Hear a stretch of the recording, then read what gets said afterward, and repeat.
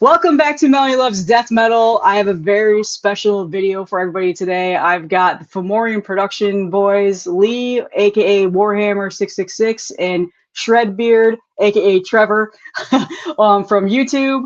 I'm very excited. Thank you guys for coming and doing this today. So just a little bit of background. Fomorian has been hitting me up for the last couple of weeks about promos, and they sent me a care package, and I recorded a video about that a couple weeks ago, and ever since then I feel like it's just been like we mesh really well together, and it seems like this had to happen where I had to talk to you guys and get to know more about the label and Lee, how the hell you moved to the United States and why from Australia and the Jersey. Yeah, and New Jersey of all things. But yeah, thank you guys so much for joining. I'm super pumped about this. This is probably going to be a newer series on my channel where I finally start interviewing people. It's been like one of the more requested things. I think the first one I ever did was with J-Dog, and then I just died off after that, which was, I felt like it was kind of hard to bounce back from that. I got a lot of views and a lot of people really enjoyed it. And then I had Cody from Afterbirth, which was awesome to have him on here. So now I have you guys, and I'm super pumped because admittedly, Lee, I've been playing your stuff nonstop ever since you sent it to me, and it's just been scratching that itch of black metal, especially the style of black metal that I really am into. And then, of course, Paul's Kaya I black metal album that I sent over, and I'm a fan of his now, and just overall really excited to get to know more about the label and hopefully get more eyes and ears on you guys and get some more support out there.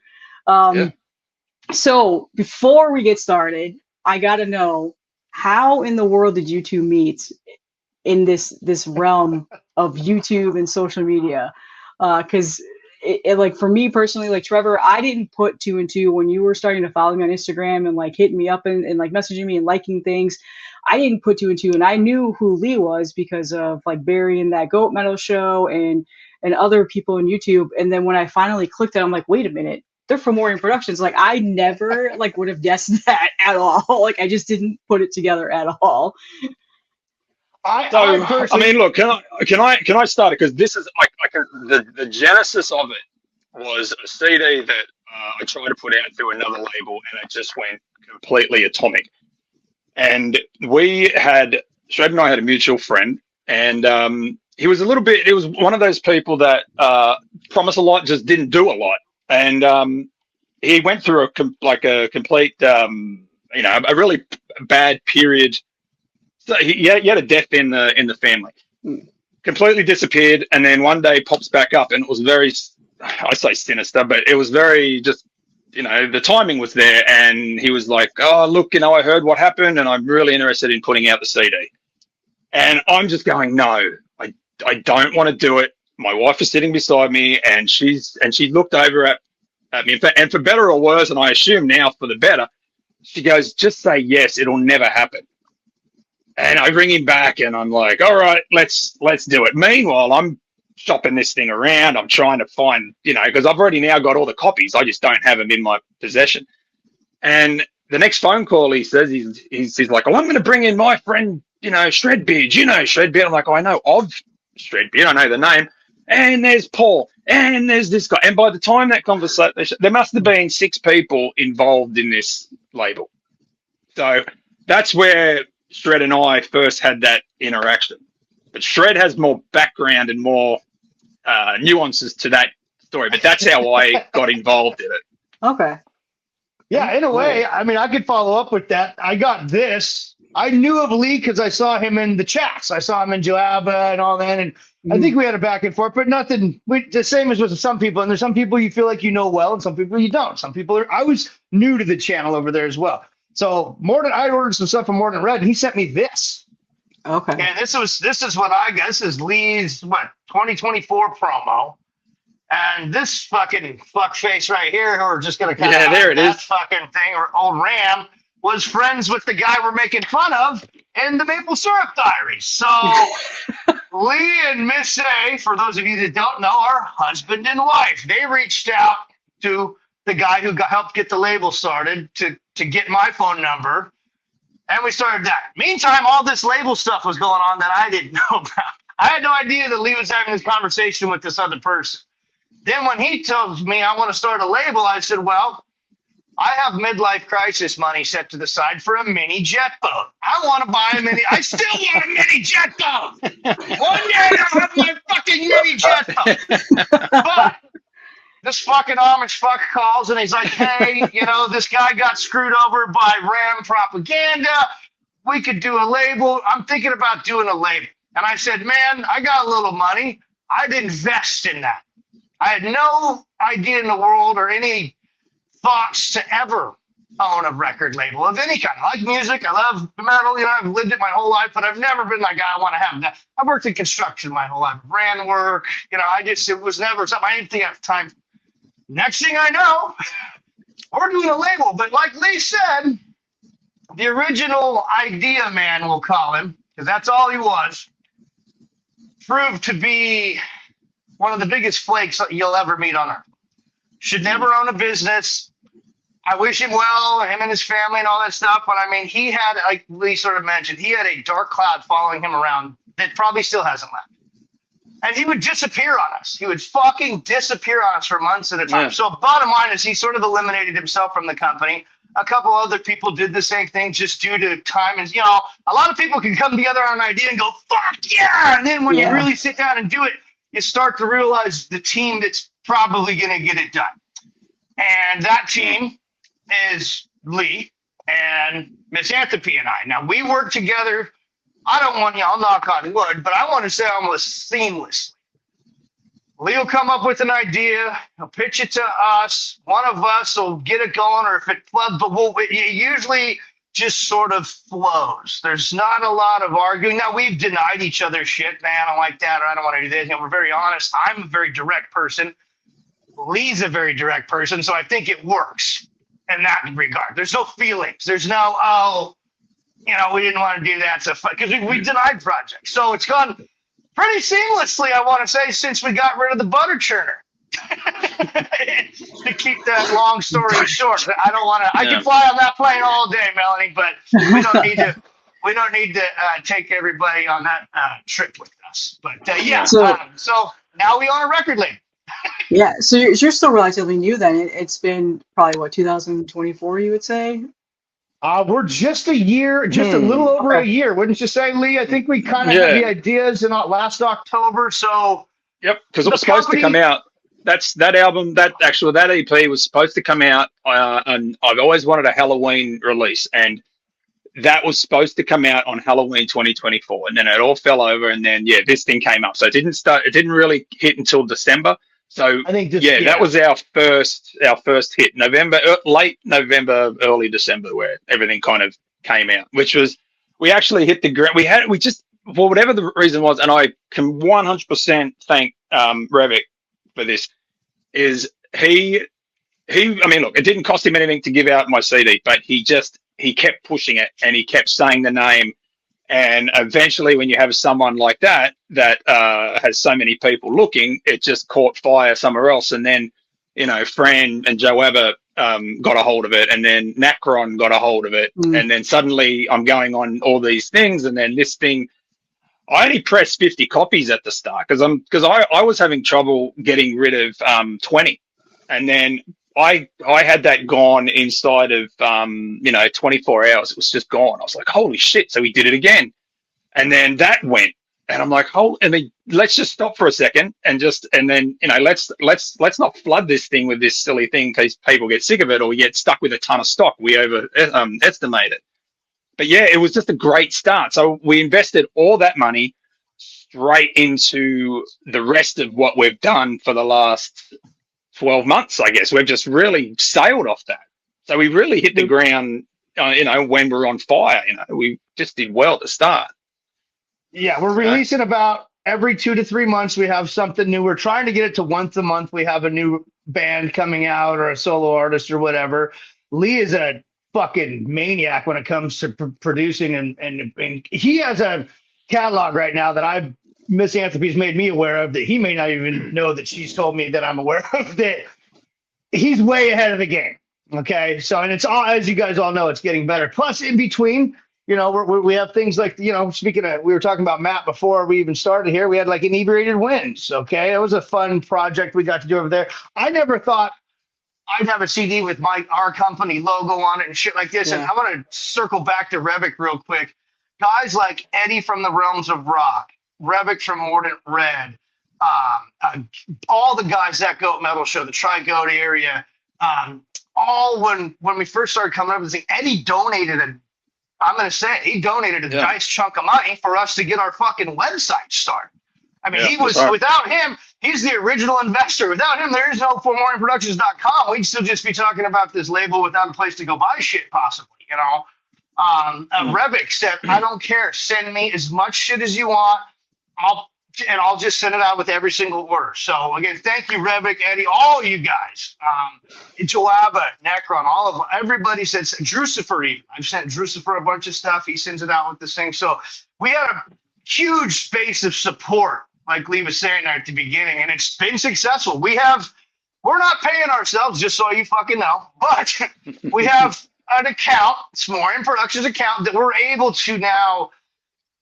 We're going to have, and we'll get into this probably later in the interview here, but we're going to have some fun stuff coming up next year. Surprising shit, re-release stuff. We've got another guy out of Texas coming up, some Cuerno del Chivo that we're excited about. Warhammer, next fucking Thursday. Okay, that's been a slow bleed, but we can finally start to show this a little bit. But yes, like your video, and people like you, Melanie, okay, doing the videos, buying the product, and promoting it is really got, as far as underground support, we're rolling, and I want to keep it going. So and we recognized pretty quick there was a lot of people that were just getting left out of the game. There was a lot of YouTubers out there that were getting, you know, you start a channel, you get maybe, if you're lucky, 15 views in like a month or some shit. Well, a lot of these guys continue. They just keep going. They don't give a fuck. They just they'll keep putting out video, and so we started reaching out and we said, look, if you're interested, let me send you a CD and just talk about it. Just send a CD, and we cultivated a lot of friendships that were just people that I suppose the internet forgot, and that stretched over to England, to Europe, you know, all the way almost to Ukraine or wherever that guy lives. But yeah, I mean, it was just, we just kind of spread in the, you know, under the radar. And I think that was surprising. Like, we just got a lot of people talking, which was cool. And they've followed us to this day. Yeah, the Instagram especially was sorry, Melanie, but the Instagram especially was like a probe or a test, if you will. We started that because we already, you know, we're going to use the platform of my YouTube channel to do all the promotion because I had the followers, but I'm fucking A. If we didn't start that Instagram, and it proved it for us too. I mean, we're still at 16, almost 1,700, and that's not a ton in the Instagram world, but for a new company to have that kind of support so quick under a year has blown our minds. It really has. Yeah, it goes up and down, by the way.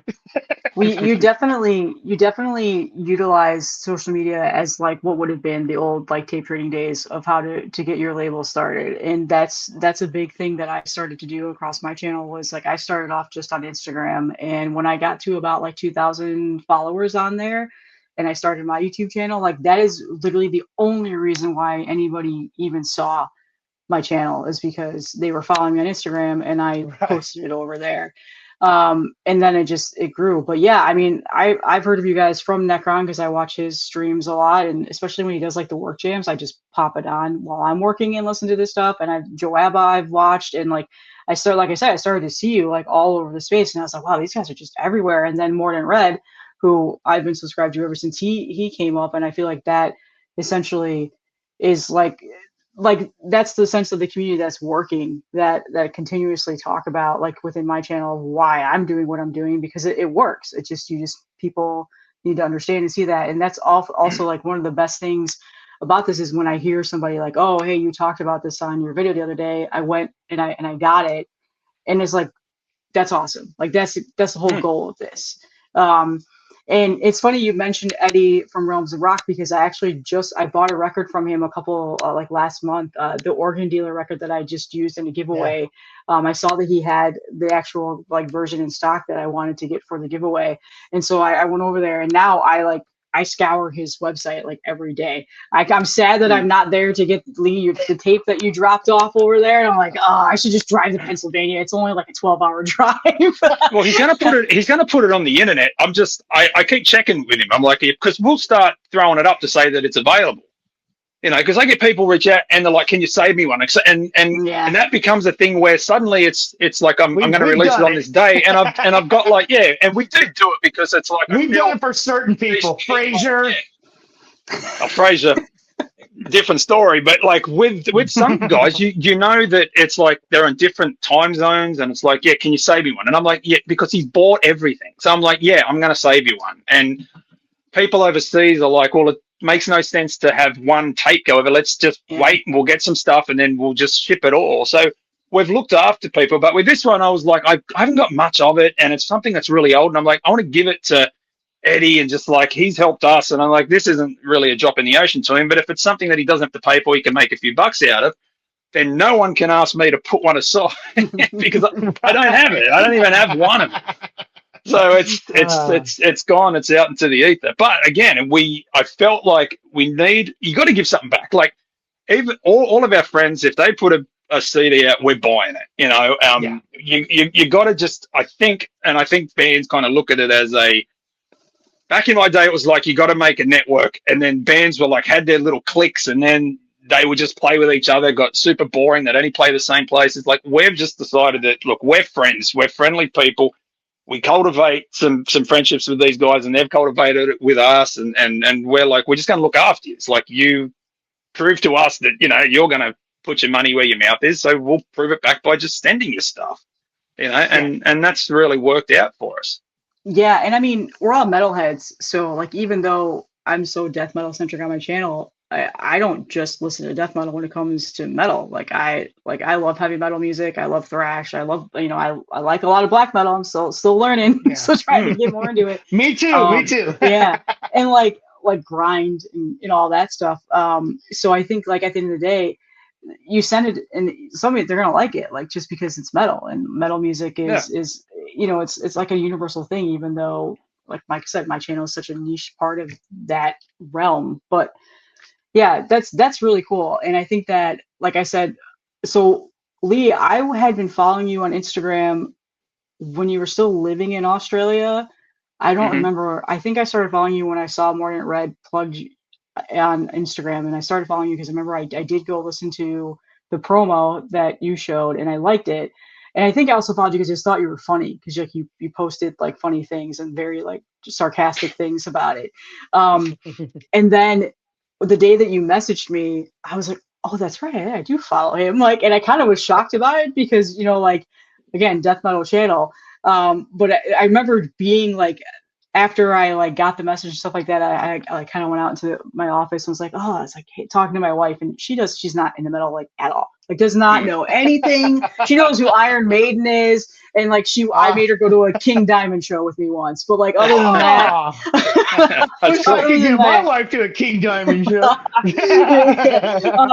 But other than that, she is like, no, you know, I was like, something really cool has happened. I was like, I don't get a lot of black metal artists like reaching out to me. This is actually really cool. And she was like, oh, yay.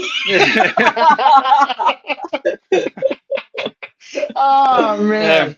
I try to do that. There's been a few people that I've spoken to, and I can't wait to go home and text, you know, like speak to Miss A and go, you'll never guess who I spoke to today, you know? And she's like, who's that? And I'm like, you know, it'd be like Norwegian black cult. I love that guy's channel. I watch it, and it's a thing. And she's like, that's great. And then she'll say something and she'll get them all mixed up. And I'm like, no, it's not. It's the other one. You know, so I completely get that. That's funny. Yeah, I mean, I've had, you know, obviously I've talked to a lot of like labels and bands since I've started doing this, but there's always like the little bit more of like the underground ones that I get more happy about, because it's like, oh, like they know who I am, because you know, like I do, as much as I do plug a lot of underground, like there's still relatively known labels now in the scene, like Dark Descent Records. Everybody knows who Dark Descent Records is, you know, and everybody knows who Head Split Records is, and like, and you know, Extremely Round Productions, $20 spin, yeah. And so it's always nice when I find somebody who's like a little bit more in the underground, because that's what I really wanted to get into, and that's how I started my channel. And I felt like I was starting to get stagnant with not being so into the underground and finding new artists and stuff like that. So yeah, that was really cool. So I'm thank you for messaging me. Like it's been fun. Thank you. The one thing that I wanted to know, I think about running a label, and it's definitely something that I've always, you know, thought about, how I wish I had started and done, but never had the money to do it at all, or the time for the most part. Maybe someday. I've often said that's going to be my retirement plan, just flush it all down the drain. Do you get a lot of people like hitting you up for submissions, or are you mostly hunting for the most part yourself? Good question. Really good question. I'd say it's 50-50. Wouldn't you say, Lee? We're not exactly, he and I both work, Misanthropy works, so we don't also have time to seek bands out. Yeah. I would say we might even have a 60, 40, 70, 30 bands reaching out to us, and then us just sort of happening to know people, and then it happens, right? There's been a few YouTubers that we've had plans with, and then it, you know, I'll be really honest with you, it fucking failed due to just shit happening, okay? Other instances, Torso Heat, perfect example of something. Jeremy sent me that fucking year and a half, 2 years ago. And the copy I have is just seriously like a Office Depot bootleg. Like he put the sticker on it. You know, it's printed, but it's printed like on an Office Depot CD sticker. You know, and it's really cool. And I loved it. I never thought, let's say it's 2 years later, we'd be releasing it on cassette, because he just happened to have this pile laying around, but he didn't know what to do with it. Lee knew exactly what to do with it. He'd been doing it for years on his own stuff. So, well, to be fair, when I first spoke to Jeremy, I did say to him, and it was Jeremy. And look, I will say, anyone who stands up for this shit is like, you've got my respect. So I said to him, look, we had some stuff going on, and I was like, what about there was another band that I was kind of talking to over in like where's he, in Luxembourg or something, and I was like, and he had some stuff, and I was just like, okay, it's really demo stage stuff, but it's something where you can see where it's going. And I said, look, why don't we just do a split? We'll give it away for free. And Jeremy's like, no, I don't want to do that. Like, I really want to do this. And I was like, okay, look, let me sleep on it. And then talking to Shred and all that, you know, I was like, thank God we did, because that thing just destroyed. It was like, I didn't expect, and not one note of music ever hit the internet. It was bought off pure just people knowing who you know, Jeremy was. And it's like, okay, I get that. It's a bit of support and there's a little bit of this, but I mean, at the end of the day, that's the proof of what, you know, just being cool to people will bring you. It's just like, he could do something else if he was ever wanting to do it, and he's already got a built-in fan base, and he knows that he's got a bunch of people that will support him. You know, it's just being cool to people. That's been sold out. I remember I was like, oh, I'm gonna go buy that, and then I went. I don't even have an owner's copy. He and I usually keep an owner's copy, and then we didn't have enough. And I was like, I want to sell one to everyone else. I don't even want an owner's copy this time, because I held one for ransom, because I wanted to take it to Texas. Well, okay, fair enough. There is one. Well, Francisco bought like 3 or 4 of them that night, and I was on his wheels trying to win our own cassette so that I could have a copy, you know. But it's fucking, I'm glad that everyone got it, by the way. I have the CD, I just don't have the really cool green awesome cassette, which I love because I'm collecting cassettes again. But hey, either way, we'll get there one day.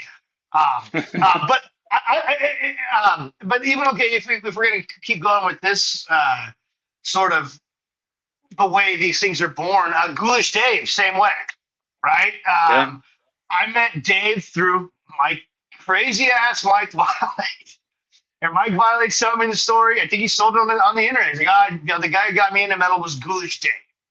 And then we all know Ghoulish Dave, I'm not fucking around when I say he has the fastest right hand in the Midwest. That guy, he's a true shredder. And he wouldn't probably even like being called a shredder because he is a metal fucking metaler of all metal, but he shreds purely and simply. And for him to, Dave is also a perfectionist, I'll give him that.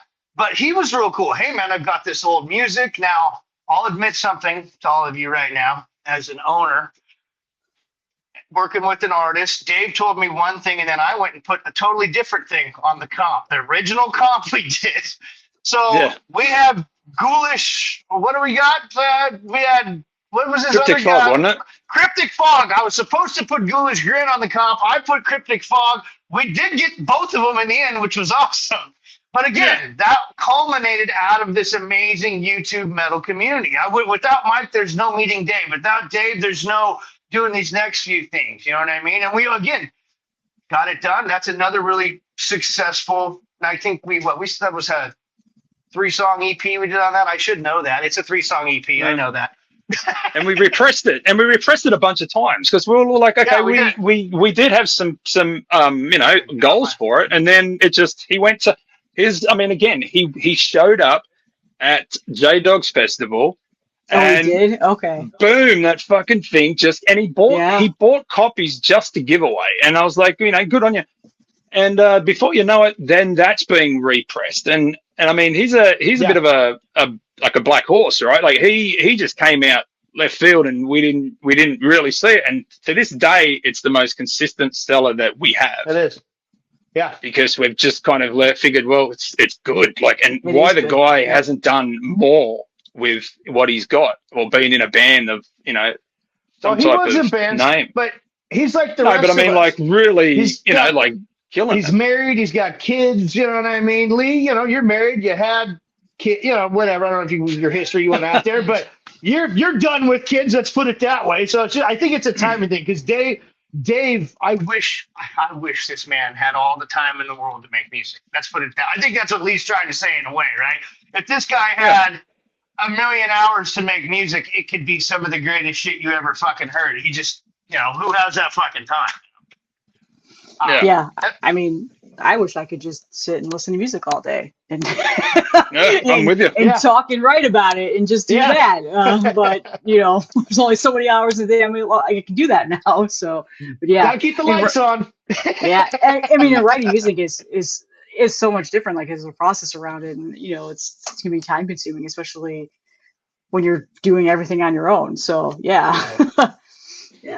that's very cool. Yeah, I love that Ghoulish Dave CD. I remember when I put it on, I was like, oh, and I've been so into Black Death right now. Like it's just been like in my listening rotation. So that like immediately hit. And he is a shredder. Like I subscribe to his YouTube, and like when he puts out videos, and I'm like, oh, he's a great player. Like, yeah, it's awesome. If you really want to go back to go check out Cryptic Fog as well. He does have stuff on Bandcamp. I think it's Cryptic Fog, and just on YouTube is Cryptic Fog. He's got one. I think it's called October. Actually, I think he's got a Cryptic Fog song called October. It's a full playthrough, cool video that I love. So yeah, go support that guy. He's awesome. Yeah, the comp that you put out, I remember, Lee, I was talking to you, and I noticed that Vincent Crawley was on it, and I was like, oh, that's awesome. Like, so how did you guys come about meeting him and getting him involved? Oh, geez, Can I go? Yeah, go, please. I think you got better stories. Oh, well, it's like, okay, I'm late to Vincent Crowley. Somehow in my 40 plus years of life, I didn't hear Astron until I met Paul fucking Kreutz. Shout out Paulie Coconuts. Without you, I don't know about Astron. I don't know how I missed it. Don't ask me why. Don't ask me how. I heard things around it. I heard Infidel right. Okay. Don't ask me how I didn't do the math, but I did it. But Paul just said, hey, go listen to this guy's channel, man. So I started like commenting to Vincent.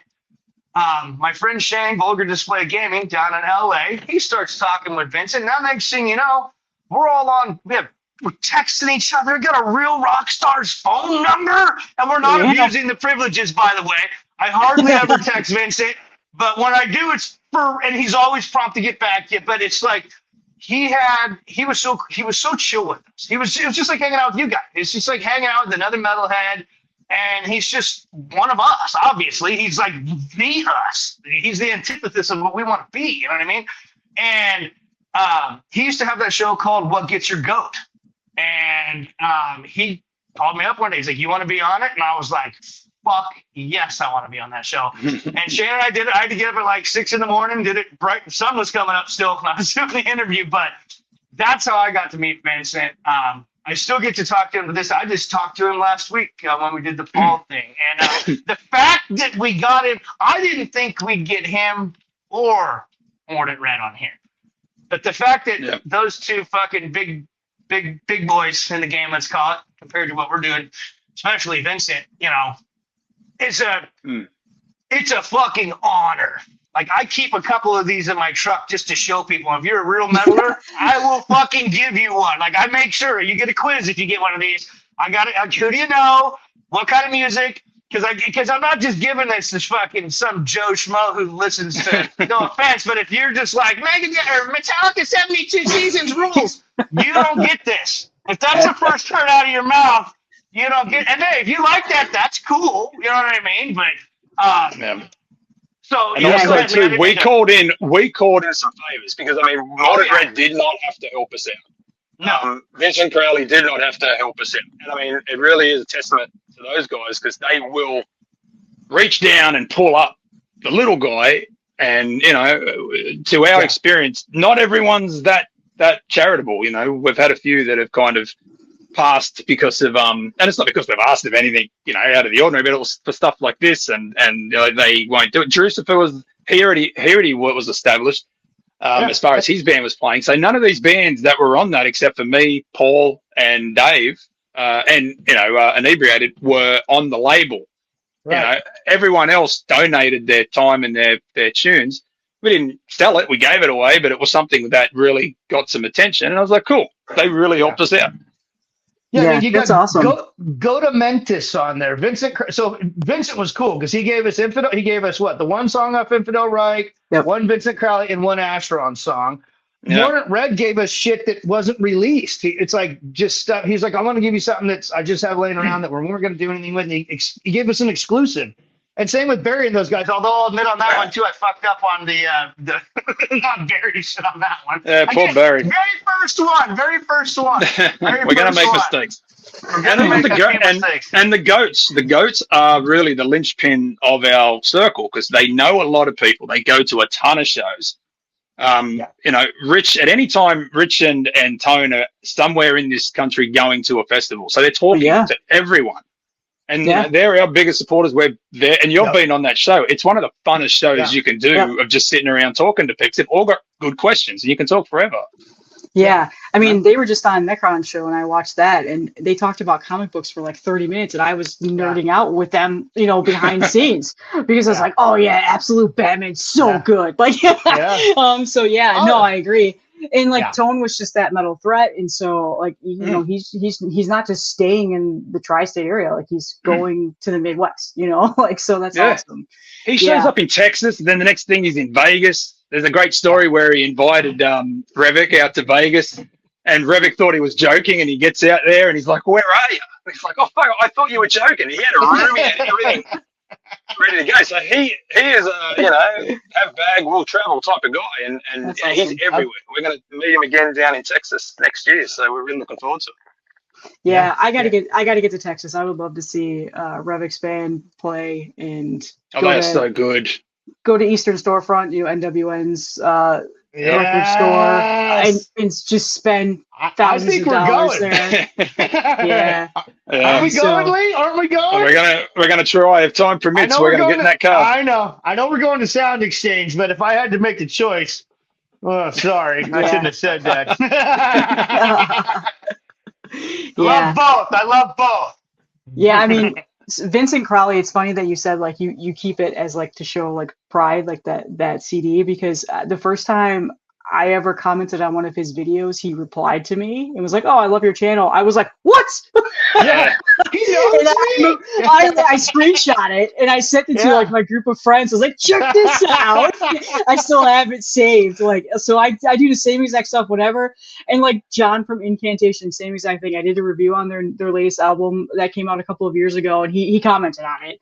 And I was like, "Oh my god!" And then like I screenshot it. And so I do the same exact thing. Yeah, he seems like a very chill guy. I could probably listen to him talk forever. Whenever he posts a video and just talks about anything, I'll just watch it and just get. You've done a show. Have you not done a show with King Fowley, Mel? Not. 'Cause I know he's No, I have okay. not. He's been on Heavy Metallurgy several times. And I've interacted with him in the chats. But that's about it. No, he's another one that I could sit and listen to and talk to. Yes. All day. I wouldn't say a word. I would sit there and I would just rewind him up and let him go, and I could listen to that, and it would never get tired.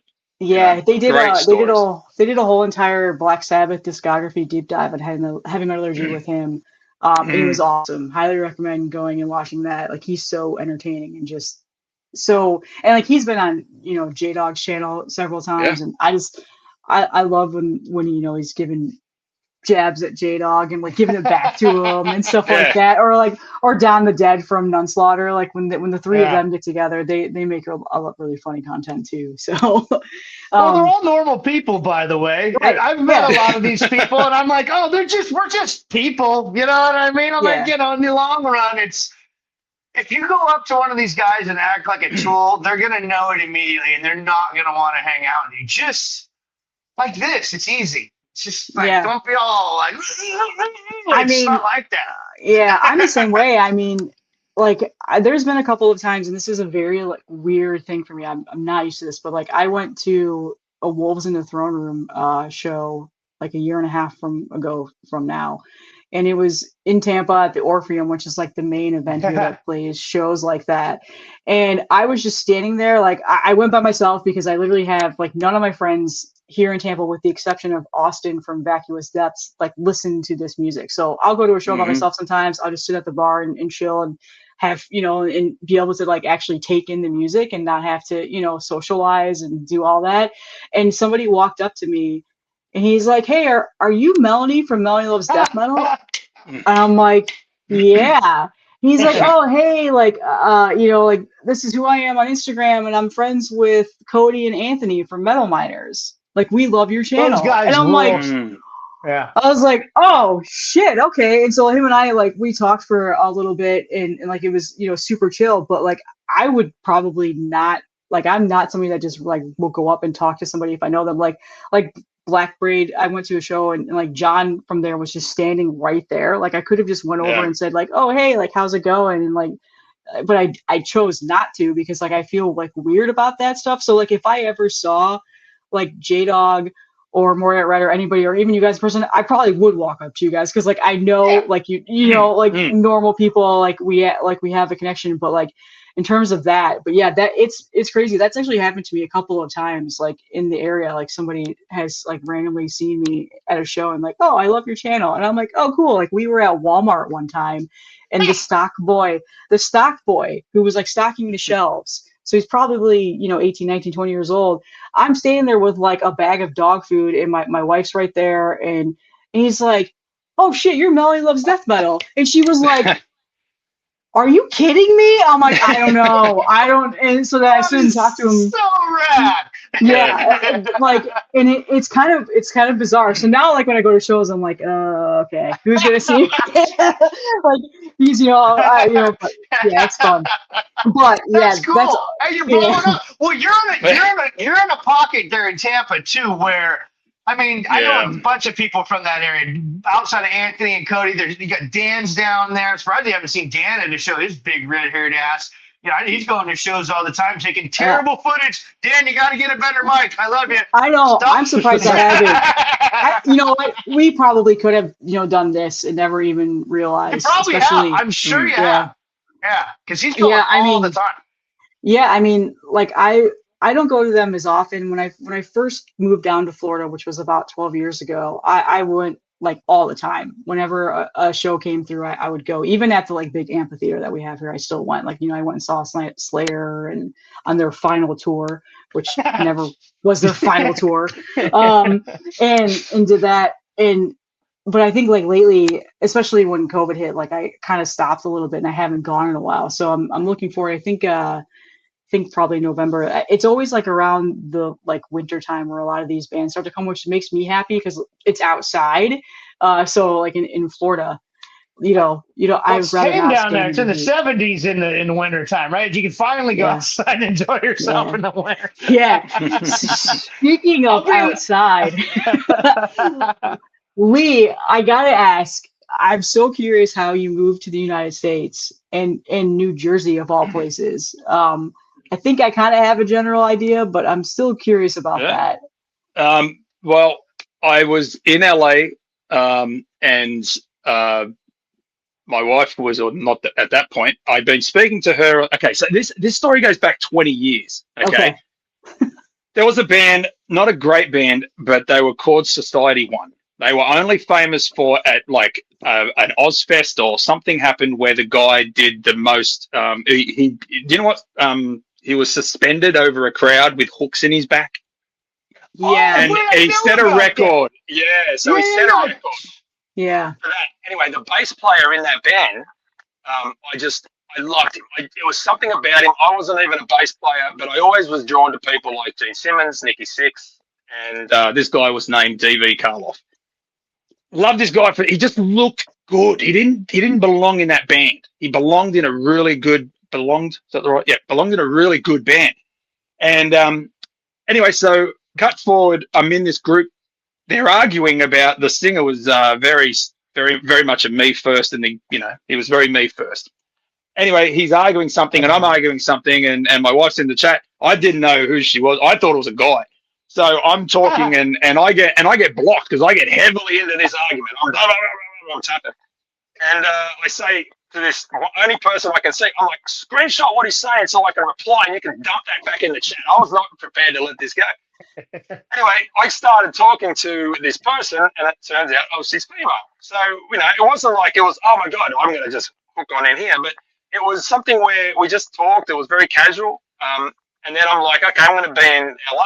I was just, and she's like, well, I'm in Jersey. And she goes, I'm actually going to be out there the week after you leave. And I was like, well, at this point, like, I'll stay an extra week and hang out. And she goes, I've got a cousin out there. He can show us around Hollywood. So I was like, that's great. So I spent some time, and it was like, we really, really were fond of each other. And it was like, this is great. So I come over to here, like I go home, come back, and then I say, look, you want to come out to Australia? So she was coming out there. And at this time, I had a really good job. I could afford these things. So I was, quite the well earner. We went out to Australia, and then we kind of decided that we were just meant to be at that point, right? We were just like, I really want to spend the rest of my life with you. So we're like, we want to go home for Christmas. And at that year, it was the year that Australia just burnt to the ground. There was fires coming from every side. So we just got out. We fly over we end up in New York, and that was right at, no one knew it at the time, but it was right at I would say the pinnacle of when COVID was happening. And New York was like, not to use an old term, which is horrible, but like, the I'll say epicenter of it. Yeah. And we sat there, and then, we got here. And then when COVID really kicked in, well, they blocked access to our airport or to Philly for me to go back to LA to go back home. So, and then all the prices went up and I couldn't afford it. And so it was one of those things where we were trapped. We were like the Tom Hanks film, the one we get stuck in the airport. Except we're stuck in, I love that movie. Yeah, except we're stuck in Jersey. And so the American government at the time was very happy to say, listen, if you give us whatever money you got left, you can stay. And I was married at that point too. We got married in Australia. And that was just all these little events that came up. And then, the fires chased us out where we were. And then we were planning to come back for Christmas because she's got family here, and then COVID ending the travel of everyone everywhere, and it was like, well, I guess this is home. So we sold up everything in Australia, and here we are. So it wasn't a thing that was planned. It was just like It all just these happened. events. Yeah. Yeah, and I'm like, this can't be something where it's just this is like a mistake. And so, and at that point, I wasn't playing guitar. I drummed, but I'd kind of given that up. And then, I get a Christmas gift, a birthday gift. It was an old beat up kit, which I've still got to this day. And I started playing it. So it was like one of those things where like everything just went bang, bang, bang, bang. So anyone who's going through some shitty times, trust me, the universe got a plan for you. Yeah. You'll be all Just right. write it out. Just write It'll it out. come back. That's funny. It'll come back. But yeah, that's how we ended. Was it a big transition moving here? I want to say no, but it really was. There was no homesick because like at that point, like I'd gone through a horrible divorce. My kids had they had at that point disavowed me. Like I wasn't even part of their and plus they were older, they were 18 and 20 and all that. So, we'd gone through that and I couldn't, it had so many poor memories. I think it was one of those things, it was the worst time, but the best time everything happened at that point, and here we are. And no, it's the only transition there has been. I'm not sure if you've seen the video. Was me trying to order a coffee. That's the only thing where it's been hard for me just to try and get certain words. But I mean, again, yeah. But like I've twisted some things, and I've noticed the places that I order coffee at now, whether I'm changing or I've just infected a few different things, are starting to understand me. So I don't know if it's just. I don't get people. You're not the first Australian friend or person I've ever. I understand people from Australia better than I understand people that live in my own fucking town. But West Coast Australian people will fly to LA and have holidays. You have a lot of us over there, right? But East Coast, we're not. We're like, fuck this. We're not flying an extra 8 hours. We're already just blowing 14. This is it. We're going home. So we very rarely get over here. And since I've been here, I've only ever met one Australian that, believe it or not, lived a half an hour from me when I was in Sydney. And when I met him, I quizzed him. I was like, "You're not Australian."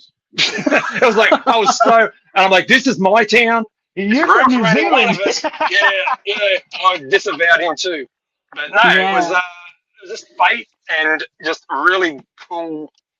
The stars aligning, I think, and that's how we ended up here. And I've loved every second of it. And look, next year, I love it so much. And in an attempt not to be thrown in, a prison in, Alcatraz, or whatever they're calling it now, I'm going for my citizenship. So I'm going to become a flag waving American. Nice. Oh boy! And then I can start waving flags and buying guns. Yeah, one of my close friends just became a U.S. citizen. He moved here from Canada, and he finally did all of that. So that's awesome. People, there's a right way and a wrong way. I'm not going to get political, but my father-in-law, he did it the right way. Successful business, contractor's license, and everything. Gonna retire soon. Do it right. I think pretty much everybody from our ancestors did that. Like my grandparents aren't from the U.S. They're from Ireland and from Germany. So that's awesome. I kind of have a similar story. Like I'm from Chicago. I was born and raised there, and I met my wife on MySpace like 20 MySpace. like 20 died, didn't it? yeah like 24 years ago from now, and we were just friends. And I was thinking about moving to North Carolina, which is where she was going to school at. I was trying to get into UNC down there, and I really wanted to go there. And I ended up staying back in Chicago and just going to school there. But her and I still talked, and for years and years and years and years. And then I ended up actually going through a really, really shitty, awful relationship, and was single. And like we were still talking, and then she just one day was like, "Oh, here's like my actual real phone number." And I was like, "Oh, okay." But I'm an idiot and didn't text her because I'm just like social things sometimes I'm not the best at. And so she texted me next day and was like, "Hello." So it wasn't for her. But we went back and forth for a year where I was in Chicago and she was actually living in Connecticut, and every month we were traveling and seeing each other. And I got I finally was like, I was an independent contractor where I would go and like install network systems for companies and like set up their whole entire internet system. And like, so I wasn't tethered to anything. Yeah, And you I work anywhere. finally was like, fuck this, I'm done. I'm leaving Illinois. I'm going to go move out there with her. I love the East Coast. I love New York. I wanted to go out there, and I ended up just doing that. And then we ended up moving down to Florida like 3 years later because she got moved down here, and we haven't left ever since. So like, it's kind of the same situation. Like, it just seemed like it was a perfect opportunity and stars aligned. So Yeah. I love hearing stories like that. I'm such a girl when it comes to that stuff. But I mean, look, and the thing is, Miss A is a big believer in that stuff, and I was always, shooing it away. I think that's stupid, but I mean, since I've gotten here, I've noticed like I'm very careful with like a gut feeling is now just almost fact to me. It's like I take that as straight on, and not all the time, but there's a lot of times I'm like, I don't like this, like whatever it is. I don't like them. I don't want to be around them. And my circle is very, very small. And, and when things happen, I'm looking at it like, it's crazy when, like, we'll talk about the immigration thing. We're sitting there, well, that's going to cost us money. And then suddenly, we get a check because we overpaid something like literally yesterday after. And it was like, it's exactly the amount that we need. And I'm like, you can't just... Oh, sorry, Shred. I don't tell you everything. I wait for situations. I figured I'll wait for when Melanie calls me and we can get on a show and I'll break it to you. But yeah, it literally happened yesterday. And it's like you can't deny things that happen like that. And I'm right around to that thing where if some shit happens, I'm like, oh, wait a second. I'm like, I'll follow that to the end if I get a good feeling about it. So good things happen to awful people. Am I frozen on your screen? No. You're frozen on my screen. You're frozen on my screen because I can hear you laughing, and I'm like, man, she is really good ventriloquist. No, hold on. Let me hold on. Let me remove myself up and back. We're good. Hey, we're not. We have the whole show to ourselves. Yeah, let me show you a great album of mine while we're sitting here. Yeah, everyone buy Warhammer. Yeah, or buy something else. Just buy something. Buy anything that's, Hey, go to FomorianProductions.com. We got Necron patches. Yeah. We got fucking, we're going to have, should we break that while we're behind the scenes here? We're going to have witching hour patches. Witching hour patches coming soon. All right, there it is. Nice. I don't know. My camera gave out, so now I'm on my laptop camera. So whatever. I don't know what that was. But we plugged everything that you sell, Mel. We said, buy a t-shirt. We said everything. Well, that's a good segue. I was going to ask, what's coming up next for the label? Anything you want to plug, talk about? Obviously, if there's some stuff you don't want to say just yet, that's totally fine too. Next Thursday, we got the Warhammer 666 Devil's Night. This will be available. I haven't been showing this on my channel, but I'll show it right here on. You okay with that, Lee? Can I show the inside? Man. By all means. This is everyone. This is the very first time you get to see the inner artwork. Now I'm going to show you something really cool. Miss A and Lee's friend, I think Miss A's friend did a lot of this artwork, right? When you take the CD out, it's got the artwork sort of camoed in there. Hold on, let me get it where I'm not going to break anything. Look, okay, so boom, and then look behind it. That's love. That's what I'm telling you. That's love. Right? But, I mean, I thought that was cool, the way this just sort of hides it, right? Like, oh, it's sort of all, it's this, right? It all meshes over, right? And then, boom, right there. And again, that fucking CD is sick. That's coming out next Thursday. The picture on that CD is the Ram propaganda guy. After I said I don't want to be on his label, he burnt all of my stuff, and that's the photo of it on fire. I was like, you can't. See the Warhammer? Yeah, and the flames around it. So everything that I gave him, he just like set a match to it. I was like, that's perfect. I love it. So that's definitely on the CD. Yeah. Way to turn that around. That's awesome. Yeah. And you mentioned the Necron patches too. Oh, cool. We're gonna have witching hour patches. Yeah, we're gonna have we were gonna do them a few months ago, and then we I can't remember why we didn't do them, Lee. I don't know why we didn't do them right away. Well, what it is, the guy who does them is very, very busy. He does like stuff for like Celtic Frost. He does stuff for whatever Tom G thinks he can make $1 out of today. So he does a lot of that stuff.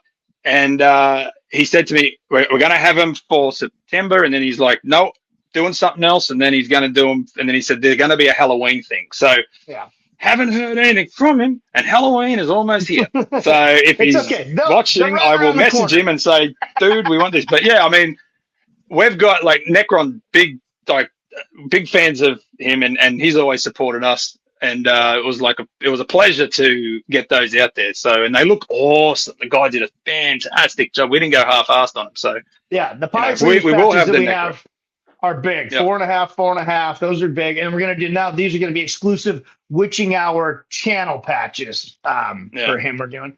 And we've also got after Lee, we're going to run Lee's stuff for another 3-4 weeks after, and then we're going to start diving into Cuerno del Chivo. Is going to be a release we're going to be doing. That's Juan from Out to the Goat. If you guys are familiar down there in Texas, he's in like 50 bands, and we cornered him into this one band. And Lee, right? We have all our. He's got everything over to us. I wish we could show you. I've actually. Oh yeah, it's all there. It's really good. It's very, very good. Yeah. And that is and Juan. I don't know if you know his history. He was in Ceremony, which. Arguably might have been the very first US black metal band. He definitely has a bone to pick with old, Pro Fanatic. I mean, he's the most outspoken guy. He has a live stream, which is hilarious if you ever want to see someone just doing bootstraps and all. But he's in that, and it's phenomenal. It really is phenomenal. And he's got a bunch of bands coming out with a really nice thing coming out with some guys that may or may not have been in a huge Texas band. That's probably not going to go through us. But he's got something really big coming. But then anyway, Shred, that's the one that I can't pronounce. Keep on going. Yeah, that's Cuerno del Chivo. So that'll sort of be to the end of this year. Oh, I'm getting a weird sound, but we're good. And then look in the spring. Now we're going to have something else in between then. We've always got something going on. There's Eddie sent us some bands we're trying to work with. We also have Balor Records coming out. It was supposed to come out in December. We're going to still try and get that going. And Miss A is going to be running that. So Fomorian's going to be all metal. And then Balor's going to be whatever the fuck Miss Anthropy wants to put on there. And we all know her style. It's going to be weird as shit. And then it's going to be like, I like her aesthetic. But yeah, some of it, we've all heard some of her requests on Jamming Out on Badass. It's not for everybody. She knows that. Don't make her feel any worse for it than she does, but she likes what she likes, just like we all fucking do. So yeah, you're gonna get some eclectic fucking weird shit on there, but it's all good. So yeah, Balor's gonna be coming out as a sister label to sort of release, because there's so many bands out there. We've had a lot of bands reach out to us that we're like, it's just not a good fit for Fomorian what we're trying to do. So Balor's gonna sort of take up the slack of all that other. Give another band an opportunity to do something that may not be. They're like on the edge of metal, but they're just not quite edgy enough to be considered metal. Maybe, right, Lee? Would that be a fair? Yeah, they're just a way left field type of thing, And she's got a lot of friends. Like she's goes back a long time, but it's going to be rather stupidly more successful than what we're doing, or it's going to be a great tax write-off. One of the two, I can't see it. But in the spring, we're going to be re-releasing some shit for a 26-year anniversary type situation with a band that you all know. I'm not going to let the cat out of the bag on that one. We're going to keep that one to ourselves, close to our chest for a few more months. But we've been wanting this band for a while. Lee and I actually reached out to them when we heard that they may or may not have a label now. And it's been sort of finalized in that direction as of a month ago when we had that meeting, Lee, something like that. Yeah. So we were the first ones they reached out to. So those guys were of their word and, came to the table with us anyways. And so we're going to be doing at least one project with a very cool band in the spring as well. So look for that. Awesome. It's nice that you guys have so many things lined up. Well, I'm really looking forward to the album next week and everything else you have putting out. Before we end, I always like to talk to people about stuff that they're currently listening to, that's been in their listening rotation, just because, that's my channel. So, talk about something like that. So, Trevor, I'll start with you. what's been in your CD player the last couple of weeks? Hasn't left for since I got it. That's Electrocutioner thrash metal out of fucking New York City. Oh, nice. If I want to plug one more thing. We're having this guy on, Mark Persino, Mandatory Metal and Mayhem Sundays. He's going to be on this Sunday with Toasty and I. So he's the lead singer and what's he on? Guitars and vocals, Mark, right there, the guy in the middle, actually. That's Very Electrocutioner. Cool. I'm a huge thrash guy. I grew up in Northern California. Thrash is in my blood. Thrash will always be like I don't want to say I have a favorite genre, but if someone asked me, that would be it. And you can go get this right now on CDN Records. Oh, CDN's awesome. CDN is good, right? Fair price too. And I don't know. It's there's some of these websites you go to for some of these labels. Lee and I work with one called Kunaki, and it's like, wow, could we not have like shittier technology on our website? This is not one of those websites. It's very easy to navigate, okay, and all that. And on this particular one too, I liked how they sort of did the old Metallica, like Injustice for All type of. Remember that? Like the old Megaforce. Yeah, exactly. Thank you. Yeah. So that's what I've been listening to. I got all their merch. I fucking love the band. Actually, look at Casey there. Fucking love those guys. So yeah, we talked before we started recording, everyone, but I'm probably going to try and have to not fanboy out on Sunday so much when we have Mark on because I love what they've been doing. And it's just cool to be able to talk to it. Like they're out fucking on tour with like Lord Humongous and shit right now. I mean, they're doing big things. And the fact that the guy's like, hey, we have a moment this weekend. I'd love to come on was fucking awesome. Yeah. Electrocutioner. Awesome. That's what I've been spinning.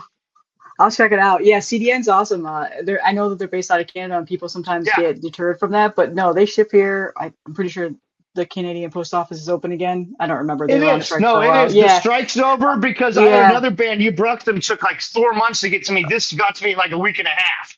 Yeah, and it's cheap shipping. So yeah, awesome. Yeah. What about you, Lee? I'm curious. Yeah, so am I.